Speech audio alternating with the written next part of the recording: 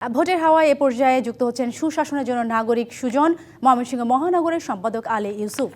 আলী ইউসুফ, আপনাকে স্বাগত জানাচ্ছি স্টেপ প্রেজেন্টস ভোটের হাওয়ায়। আলী ইউসুফ, আপনার কাছে আমার প্রথম প্রশ্ন, আপনারা তো দীর্ঘদিন সুশাসনের জন্য কাজ করছেন, আসন্ন ত্রয়োদশ জাতীয় সংসদ নির্বাচনে সুশাসন কতটা নিশ্চিত হবে বলে আপনি মনে করছেন?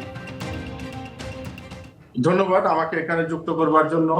আমরা সুশাসনের জন্য নাগরিক সুজন প্রথম থেকেই আমরা জনগণকে নির্বাচনমুখী উদ্বুদ্ধ করার জন্য একটি সচেতন এবং নিরপেক্ষ নির্বাচনের জন্য আমরা মাঠে কাজ করছি। তো ত্রয়োদশ জাতীয় সংসদ নির্বাচন এটি নানান কারণেই একটি গুরুত্বপূর্ণ নির্বাচন। এই নির্বাচন বিগত যে কোনো নির্বাচনের চেয়ে আলাদা একটি নির্বাচন হবে বলে আমরা মনে করছি। এই নির্বাচনের দিকে তাকিয়ে আছে আন্তর্জাতিক মহল, রাজনৈতিক মহল এবং সাধারণ জনগণের মধ্যে যে বিষয়টি আমি যদি মনে করি যে ভোটারদেরকে সম্পৃক্ত করার ব্যাপারে আমি মনে করব যে রাজনৈতিক যে দলগুলো আছে এবং প্রশাসনিক ভাবে এখনো জনগণের ভিতরে ওইভাবে সাড়া ফেলতে পারেনি।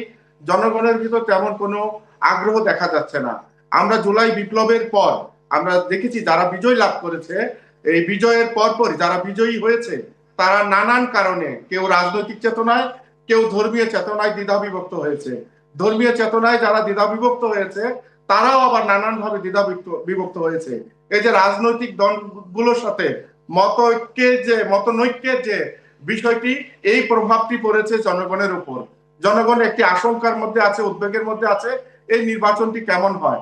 নির্বাচনকে উৎসব মুখর করতে হলে, নির্বাচনে জনগণকে ভোটের দিকে নিয়ে যেতে হলে অবশ্যই যারা ভোটে অংশগ্রহণ করবেন, যে রাজনৈতিক দলগুলোর সাথে তাদের সৌহার্দ্যমূলক একটি আচরণ জনগণকে বুঝতে দিতে হবে। এবং তারা যদি মনে করে যে জনগণকে এই ভোটে তাদেরকে যুক্ত করবেন, তাহলে নির্বাচনটি উৎসব মুখর হবে। এবং তাদের মধ্যে যে নানান জায়গায় দ্বন্দ্ব হচ্ছে, এই দ্বন্দ্বগুলো নিয়ে যদি জনগণের ভিতরে ভয় ঢুকে যায়, তাহলে কিন্তু নির্বাচনটি উৎসব মুখর হবে না। আমরা সুজন মনে করছি যে নির্বাচনটি যে কোনো প্রকারে উৎসব মুখর হোক। জুলাই বিপ্লবে যারা রক্ত দিয়েছে, যেই উদ্দেশ্যে রক্ত দিয়েছে, সেই রক্তের যেন কোনো সম্মানহানি না হয়। জুলাইয়ের যে উদ্দেশ্য ছিল সেই উদ্দেশ্যটি যেন ব্যাহত না হয়, সেই জন্য আমরা মনে করছি না এই রাজনৈতিক দলগুলো একে অন্যের প্রতি শ্রদ্ধাবোধ থাকবে।